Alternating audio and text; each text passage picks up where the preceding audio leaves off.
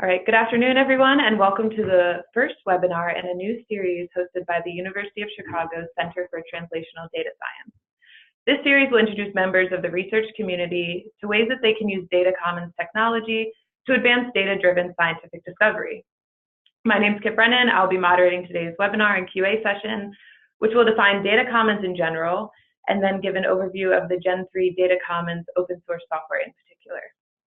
Today's webinar will be presented by Center for Translational Data Science Director of User Services, Michael Fitzsimons. Michael has been leading user services for data commons for 3 years, supporting over 20,000 unique users per month.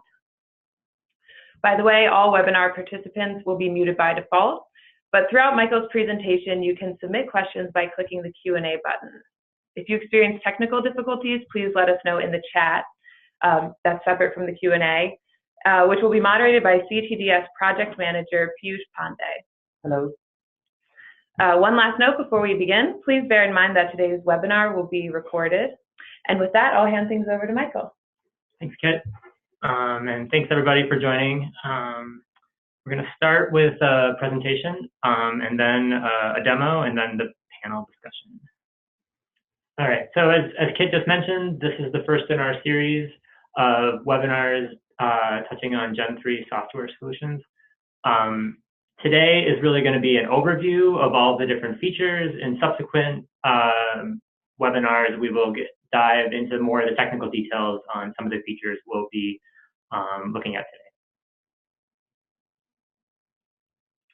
All right, so generally the agenda is going to be an overview of Gen3. We'll talk about who are the different types of Gen3 users. Then we will discuss some of the features in some detail. We'll give a demo, and then we'll turn it over to questions that, as Kit mentioned, you can feel free to add to the Q&A box at any time during the presentation. I think it's useful to start with the question of what is a data commons? So this is just, I think, a good definition that data commons co-locate data, storage, and computing infrastructure with commonly used software services, tools, and apps for analyzing and sharing data to create a resource for the research community. So this becomes more important as we produce more and more data. Particularly, we've seen that issue with genomic data. It applies to imaging data. Lots of different data keeps growing and growing. And so we need ways to share this kind of efficiently and with proper security. So one good example that's currently live, that's a very mature data commons, is NCI's genomic data commons as an example. So before I dive into some of the features, I did want to kind of lay out again how users might very broadly interact with a data commons. So in order to get data in and use data, first you would specify a data model. We'll spend some time talking about what that means, but this is basically outlining the structure of your data and how it will look. You'll then use the Gen3 software to auto-generate a commons with an API. At this point, you need to load the data into the commons via the API or the data portal. We'll show both of those as part of this discussion. At that point, you're able to explore your data in the API or the data exploration portal. You can then analyze your data using Jupyter Notebooks. And then you can also, community members can develop their own apps over the Commons API. So that's just a real high-level view of how data flows in and out of one of the Gen3 data commons that I'll describe today. I also wanted to spend just a second defining different types of Gen3 users, since they have different needs. I'm going to spend most of the time today really focusing on the first group, which is the users. These are the researchers, the scientists, and clinicians who contribute or consume data from a data commons. I work a lot with the users, so maybe that's my perspective, but it's very important also to cater to the other groups. So the second group is the developers. This group utilizes the APIs that we make available to generate Gen3 applications, resources, and services. And then number 3 are the operators. So these are people that are groups that are working to set up a commons and are trying to interoperate potentially with other data commons. So I might refer back to these different use cases throughout the presentation. Okay, so let's go into some of the different features in a Gen3 system. I already mentioned the data model. What do I mean by that? So for Gen3, we utilize a graph model, which allows us to capture the relationships between subjects, clinical, biospecimen, and molecular data. So for example, you have a subject, and then you have potentially a tumor sample, say, that was taken from it. That would be a sample, and it relates to that subject. You might also then have clinical data, like demographic and diagnosis information that also relates to that subject. The graph model is a good way to capture these relationships. It is further specified in the data dictionary, which defines really the rules for the structured data. So in addition to these sort of classes of data, as I already mentioned, like demographics or diagnoses, within one of those, we call them nodes, we might specify you have to submit certain properties, and these properties must contain only these enumerated values. This is really important to lay the groundwork in a data commons so that the data conform to a similar structure. It makes consuming the data for the downstream users much simpler. Another aspect to touch on is that our data dictionaries also support referencing external standards. We've been using the NCI thesaurus for this use case. And what this allows you to do is point out to a very highly curated and valuable external system that contains more information on what these terms mean to other submitters or contributors. This is also definitely a key component of any data commons is how do you get data into the system. So our sheepdog service, our sheepdog service imports data compliant with the data model that we already described and assigns digital IDs to each record and object. We'll talk a little bit more about those IDs later. As you can see in the graphic, I'm showing you a little bit of our user interface, which we'll show more of later. As you add new data, you can see it in this interface. The submission of the structured data can be formed via an API or UI. Kind of a key point generally is that all of our services are available via API, and many of them are available via the user interface as well. So in the data portal, this is basically our graphical user interface for submitting data, searching data, querying, exploring, and data analysis. In the demo, you'll see how each of those different areas of the commons can be accessed and how you would use them. And this is basically an example of an app that is built over Gen3 Data Commons. It is a Gen3 app, but there are definitely, you can support, or we support external apps to be built on our APIs as well. So we've been kind of loosely going through how you get data into the system again. You've submitted your data compliant with your data model. Now you're ready to analyze your data. To do this, we support lightweight workspaces to analyze and visualize your data. These are Jupyter notebooks that are powered currently by Python or R. In the future, we're looking to expand this to RStudio and Galaxy. In the demo, we'll show you more detail, but basically this is a really great way to perform some analyses and look at the visualizations in line. If people haven't used these are really nice. They're basically like a notebook, like almost like a lab notebook of your analysis. So I already mentioned this digital ID service. This is a really key component. Our service is known as IndexD and provides for permanent data GUIDs, or globally unique IDs for the data objects. One key feature is that our system supports multiple URLs for these files. What this means is if, for example, your commons is cross-cloud, you could have URLs that refer to the data both in AWS as well as Google, so you could access the data from the location that's most convenient for you. And that's really built into the system. The minimal metadata in IndexD is the MD5 hash and the object size. IndexD supports the GA4GH DRS API, as well as its own API for read-write. Brings us to authentication and authorization, also known as Auth and Auth-Z. So our service is known as Fence, and basically what this does is separates the controlled access resources from the outside world and allows only trusted entities to enter. Identity providers that are currently supported by Fence are Google, ERA Commons, InCommons, and EduGain. You can see a login on the right. Fence utilizes OpenID Connect to generate tokens for the clients and directly to users. APIs are also really a key feature of Gen3, excuse me, of the Gen3 Commons. First is the OpenID Connect for auth, which we already mentioned. IndexD has its own APIs. On the right, I'm showing you an example of the GraphQL API, which is what you would use for querying submitted data. I can show you the user interface, which interprets this, but it's very important to have this programmatic access as well. So all the data can be available to anyone who needs it in whatever format they need it. Each of these APIs is really important for supporting app and commons development.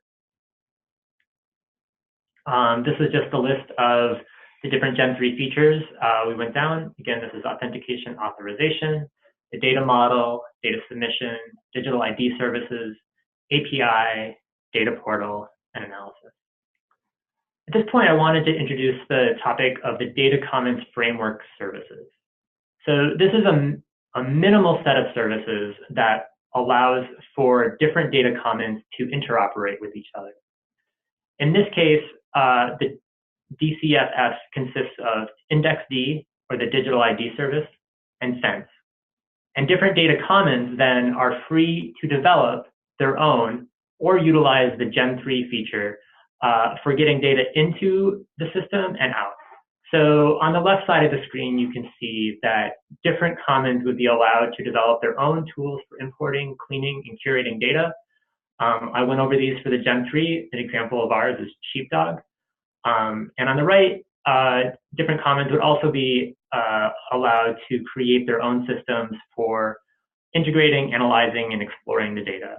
These are the notebooks, different apps, workspaces, APIs, and the user interface. In the case of Gen3, this is Peregrine and Windmill. So the DCFS is really a minimal set of services that allows for the interoperability of different commons. It isn't required to use the entire suite of Gen3 features, although we do have the features that support on both ends of what is often called the narrow middle architecture. So the Data Commons framework is already being utilized by the Cancer Research Data Commons. In this image, what you can see here is that the CRDC is going to be an ecosystem of different data nodes. These will encompass things like proteomics, imaging, and immuno-oncology, as well as perhaps the most mature node, which is the genomic data commons. And these different nodes will be interoperable based on this minimal set of services called the Data Commons framework. The data is already being, the NCI cloud resources are already utilizing the DCF in order to distribute and allow to be analyzed upon the data from the genomic data commons. Okay, so now I wanted to spend a little bit of time just giving a demo of a Gen3 system.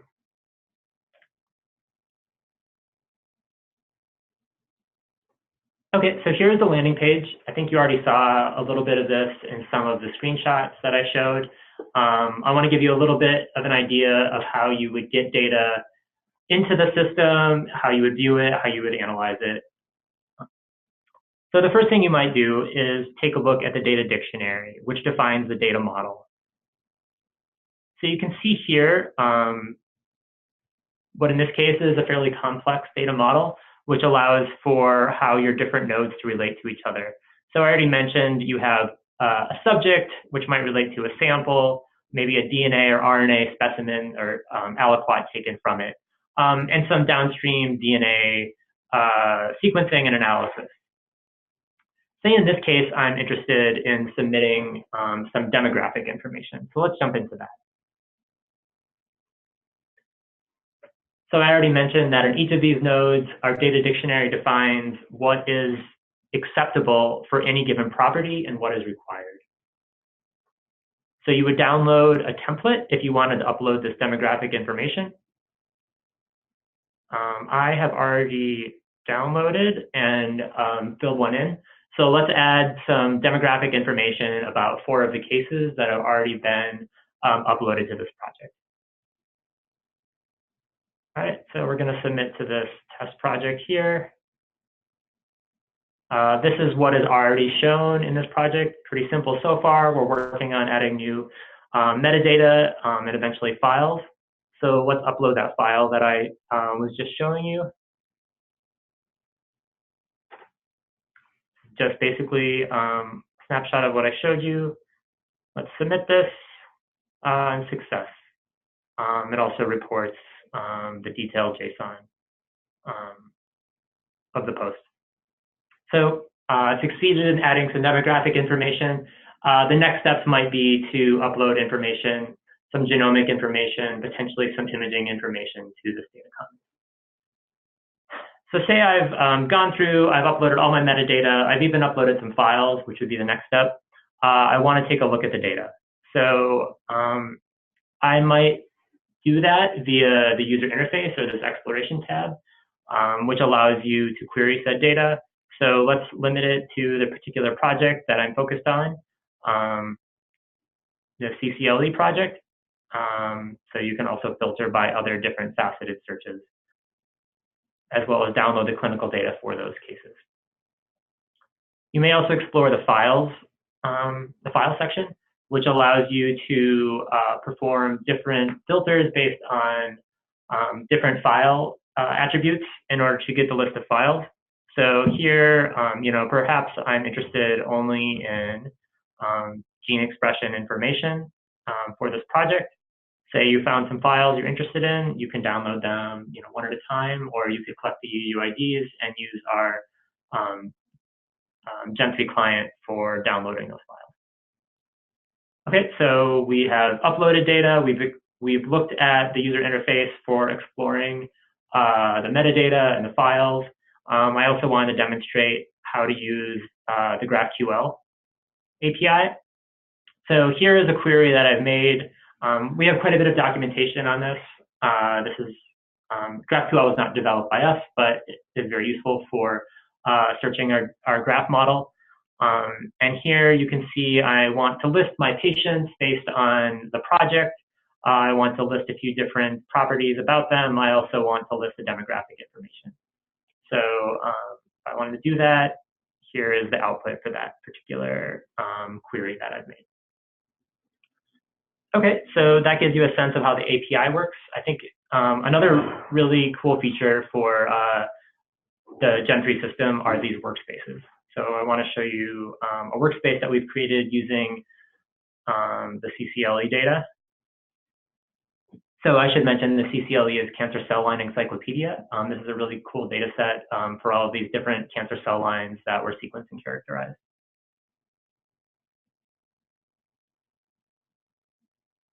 And what you can see here is the Jupyter Notebook. As I mentioned earlier, this is basically kind of a laboratory notebook of your analysis is how I look at it. So you're able to write Python code or R code and then get the, just print basically the visualizations right here in the flow. They're really great for sharing different analyses that you've done.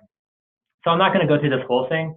At the beginning, this is basically calling whatever packages that you might want, and then running queries, and then exporting the data in formats that are useful for you or interesting. So we have a couple examples of how we're just exporting very basically. We're exporting in bar plots, and then you can export in a table format if you like. Down here, we've done a little bit of analysis. Let me jump down a little bit further. So in this project, they have different compounds they've treated these different cell lines with. And so we have the response variables in here. So what this is basically showing is the mean and standard deviation for a whole series of compounds across these hundreds of different cancer cell lines. Here's a pretty cool plot of, again, of these different compounds, the raw data in some cases, and these box and whisker plots. You can look at the data in a couple of different ways, including, here's some information on the raw distribution, et cetera. So there's lots of great ways to explore your data in here. This is really just the tip of the iceberg. The only limitation is, what data has been submitted.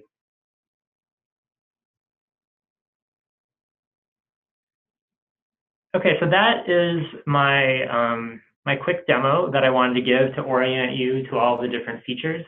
I have a couple closing slides here. You may be wondering how you can learn more. I would suggest visiting one or all of these sites. The first is GitHub, where the code that all the Gen3 code lives in this GitHub repo. You can visit gen3.org, which has lots of useful information about different Gen3 commons. There are users guides in there. There's a lot of great information. You may be interested in joining our Slack Gen3 community. You can ask us for an invite to that.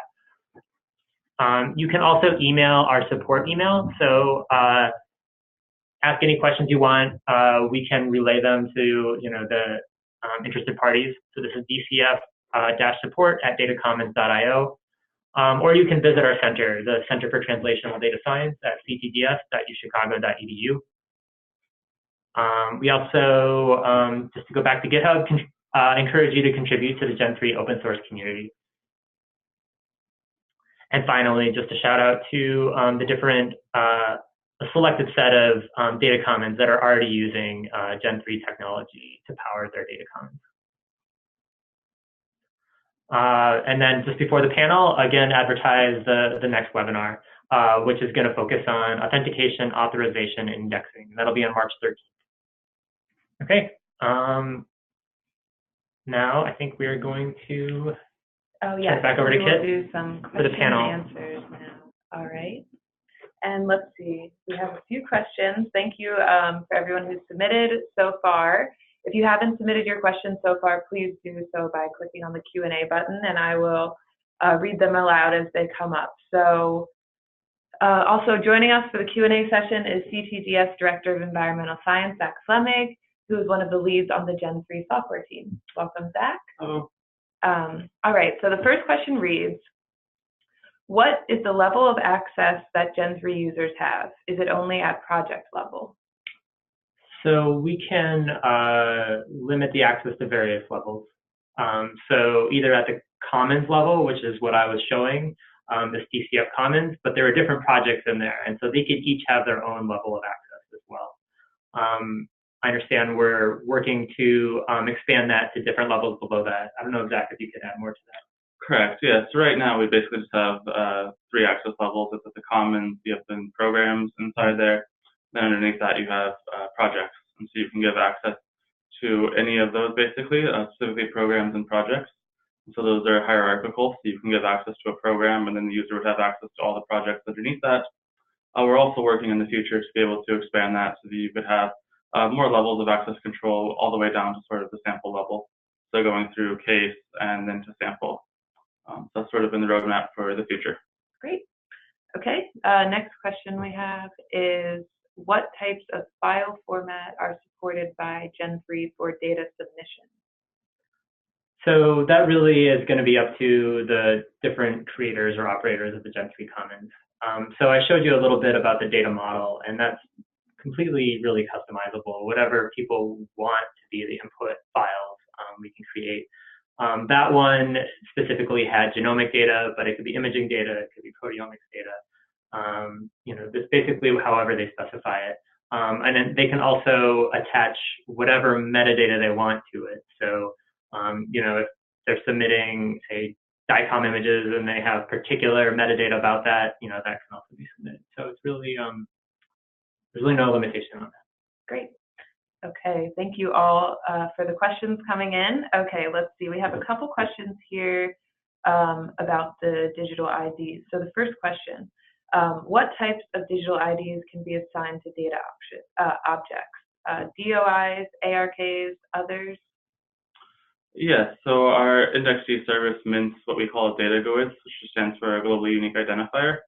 And we generally mint those for our commons as just sort of a namespace. So we do something like DGs and then some random string basically as sort of the commons identifier, and then after that is sort of a standard UUID. And so that's what gets minted in IndexD for each file that you upload.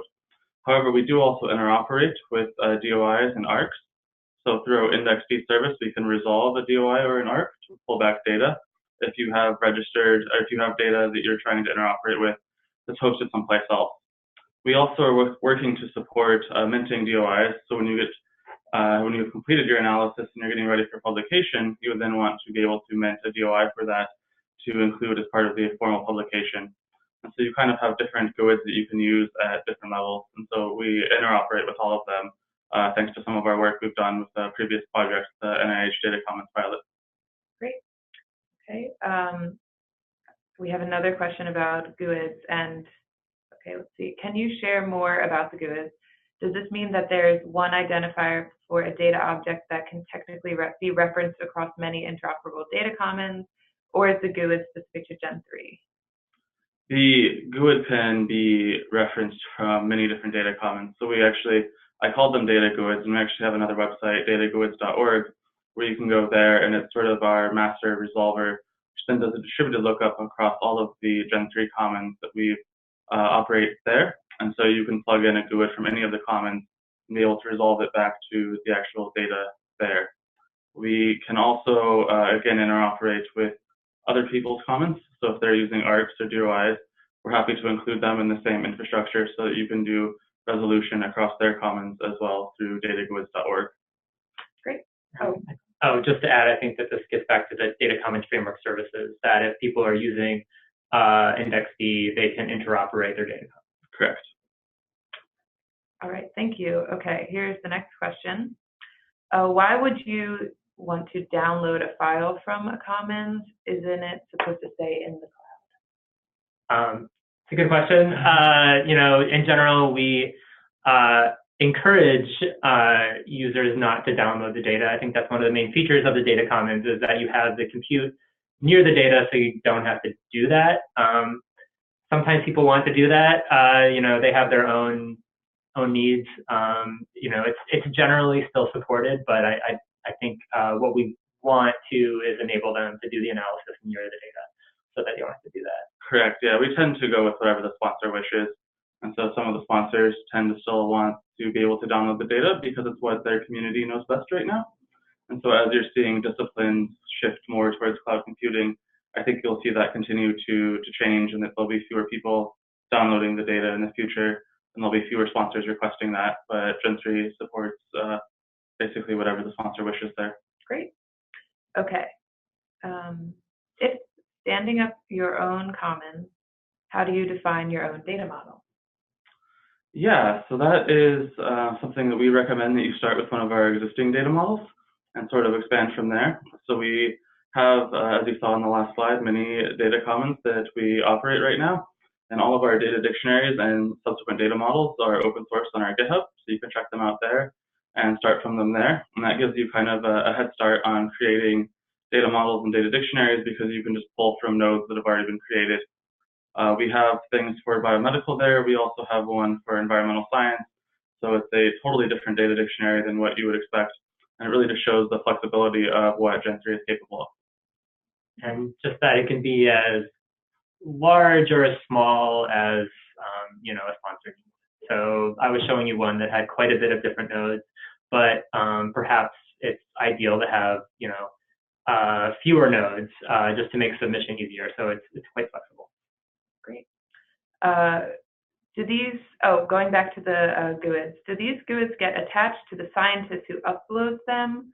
Thinking about scientists who contribute their data to data commons and ensuring that they receive credit for their work. The GUIDs do not contain any reference to the uploader. The data that would actually be in the data model, in the graph data model could, however.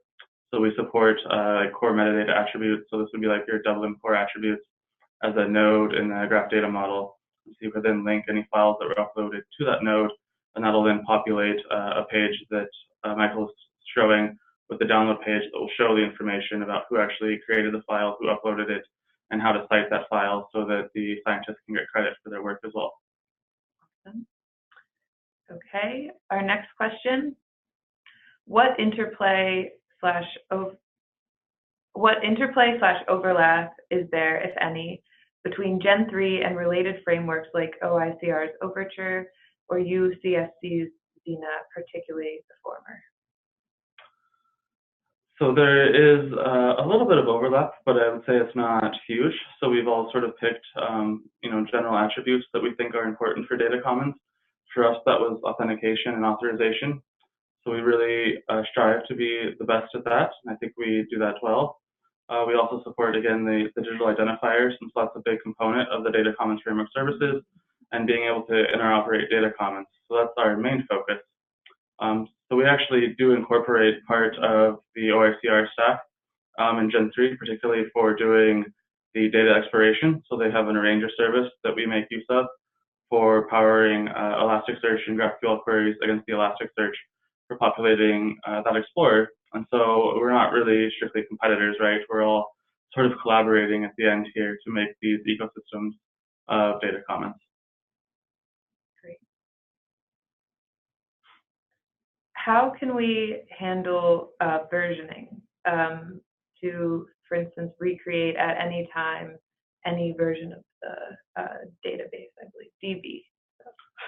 Sure. So we support versioning at different levels. So at the object level, like a file you might upload, the IndexD service actually supports creating versions of those files. So you have the actual digital identifier, the data GUID, but you also get another UUID that represents sort of the family of those files. So as you upload new versions of those files, the base identifier stays the same, and you can then make queries against the base identifier to get the latest version of the file, or to get a previous version of the file and to sort of see that chain.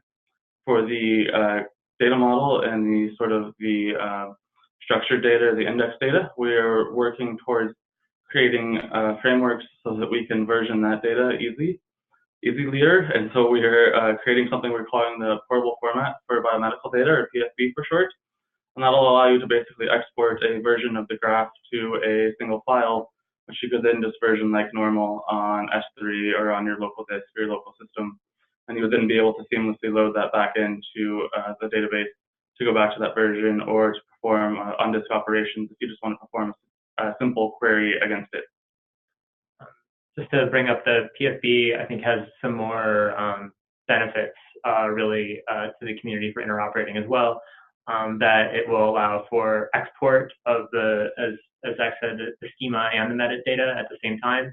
So this is really important for clinical data, actually, in that, different commons define their clinical data, very differently. Different groups have free range to do that. But by having these external reference IDs, the PFB allows these to sort of be mapped onto each other. So it's kind of another way to help with interoperability with respect to some of the clinical data.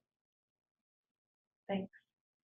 The next question reads, are there any plans to develop a user-facing tool to manage or modify the data model, specifically to modify the graph, the relative organization of nodes and edges, and to edit the properties on the nodes? Yeah, so that's actually an idea that we've been exploring somewhat loosely. And so I think in the future, there may be more powerful graphical tools to be able to edit and manipulate the data model. We don't have any real plans at this point to actually make that a real feature. So if someone in the community is willing to do that, we would love that. Yeah, no, it's a great idea. Right now, I didn't go into it, but if you look in the GitHub code that Zach mentioned, of course, it'd be nice to have a user interface for changing that. It's a great idea. Great question. Okay. The next question. How easy is it for lay users to query data? Do users have to know R or something similar in order to query data, or is there a user-friendly UI? So there is a UI for creating virtual cohorts, and so you can go in there and do a faceted-based search to sort of build your cohort as you desire.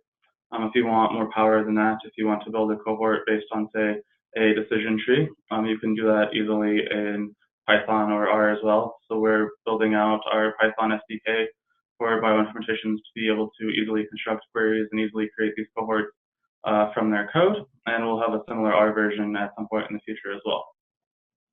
Great. Okay, the next question. What format does a data model need to be in to auto-generate a portal or API, e.g. JSON schema, schema.org, or something else? So we're using YAML files. They're basically just a form of JSON, and it's very similar to JSON LD. And so we're able to use those to construct our data model.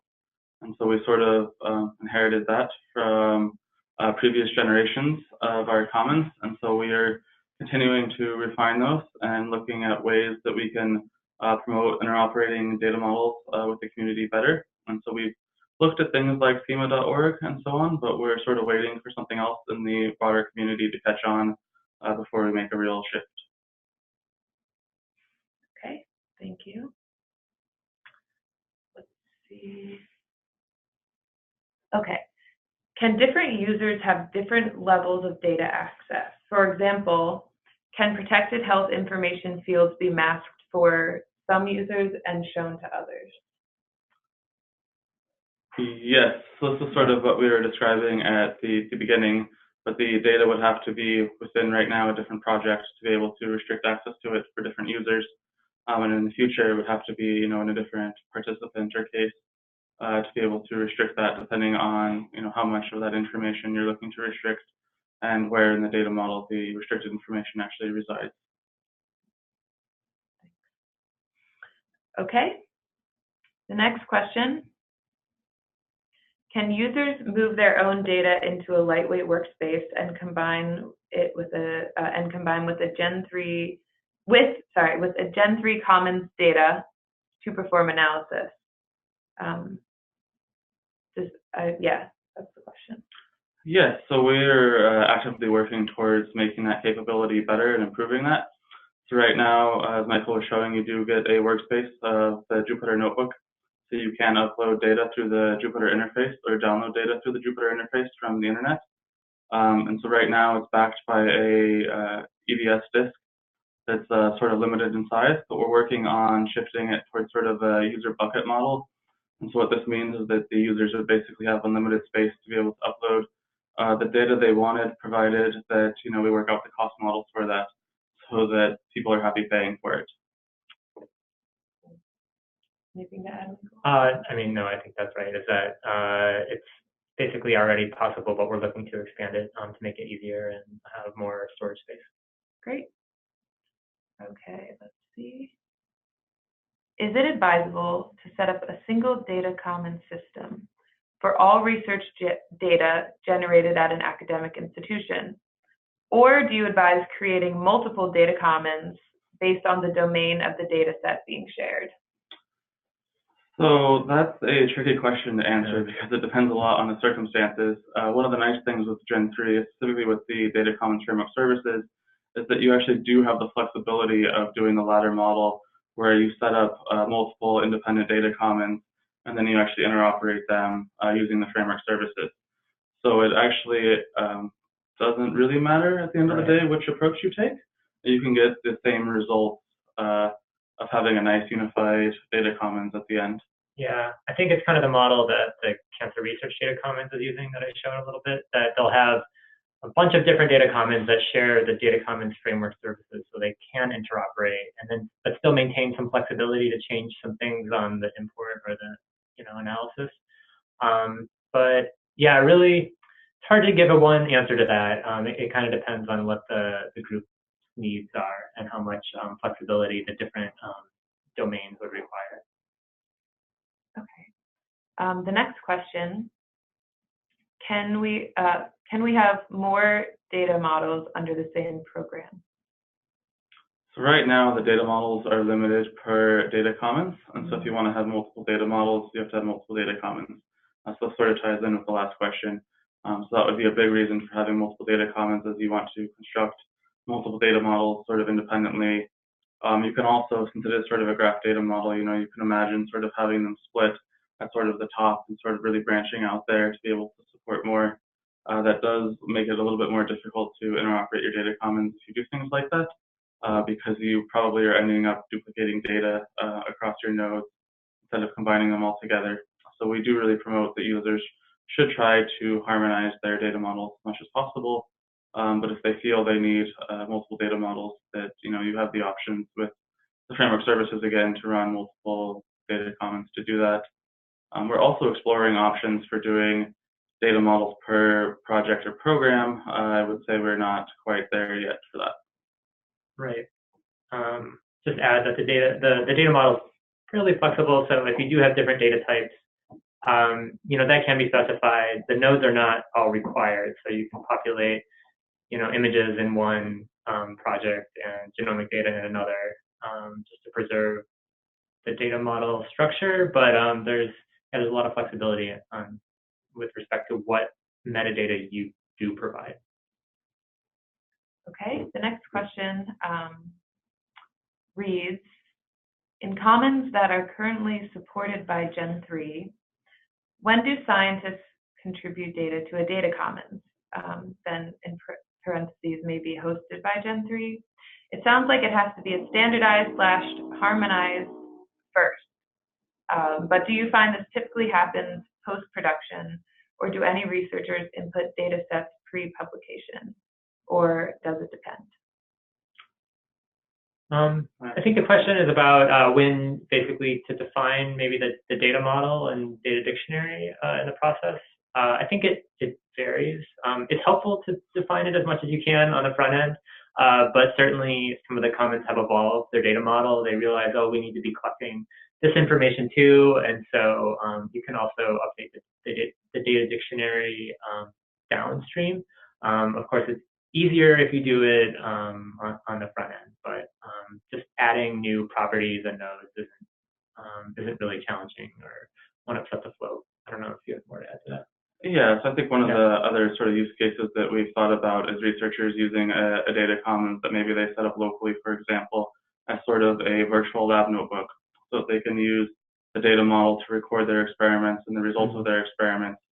So if you're doing something like parameter tuning, or you're trying different versions of tools or things like that, it's an easy way to help you keep track of your data so that you know the provenance of it, you know how it was produced, and you can then utilize the data commons to go forward and actually publish that data in an easier way as well. All right. What level of software engineer support in terms of full-time employees is needed to support a Gen3 data commons? Well, we do have support on this end for helping learn more and to understand how to spin up a data commons. I'm not sure if I have an answer for the number of people that would be needed. I think it's going to depend on the complexity of the system and how many of those different Gen3 features that I talked about you're actually using. Sorry, tough question. Yeah, I agree. I think it depends a lot on how much work you're willing to do with sort of the data model too. And if you're wanting to take a model where you do more of the harmonization of the data in the data model, or if you try to sort of push that out to your users, if you're doing more of the work yourselves, you'll need more FTEs to be able to support your data commons for sure. Okay, thank you.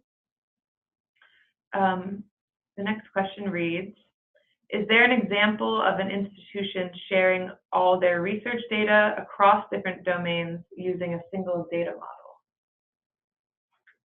An example that you know of?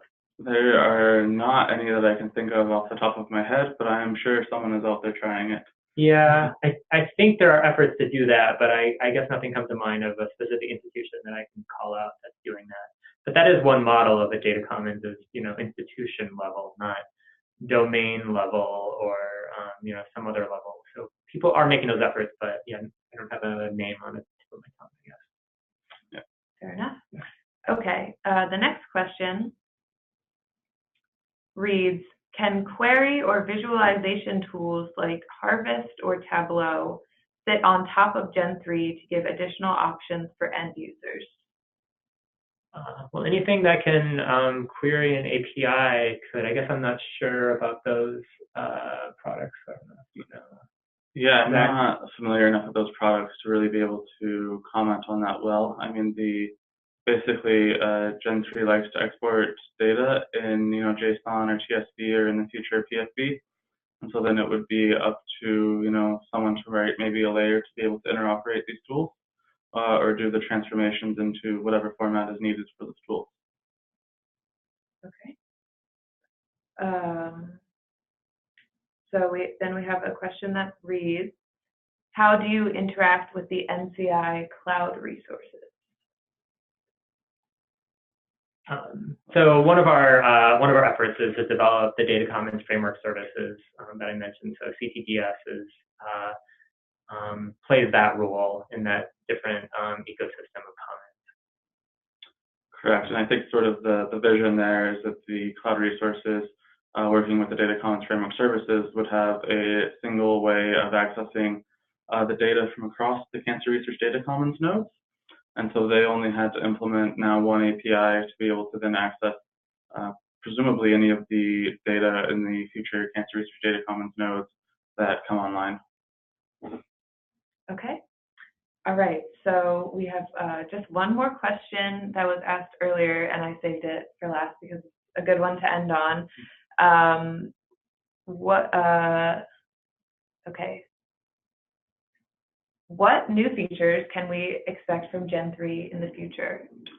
So I think we hit on a few of those already. So we're doing more work on our workspaces to enhance them. So with things like user buckets, so that it's easy to have users upload lots of their own data.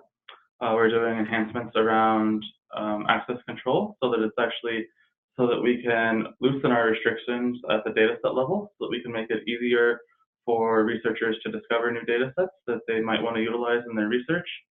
We're also working on continuing enhancements around our data modeling. And so we're working on making it easier to create data models, easier to modify data models, easier to export and transform data between data commons based on the data model as well. So I think those are sort of the three big highlights for today. Awesome. Okay, some good stuff coming down the pike. All right, so thank you both for answering our questions. So that concludes today's webinar. Thank you all for participating, and we'll see you on March 13th. Thanks.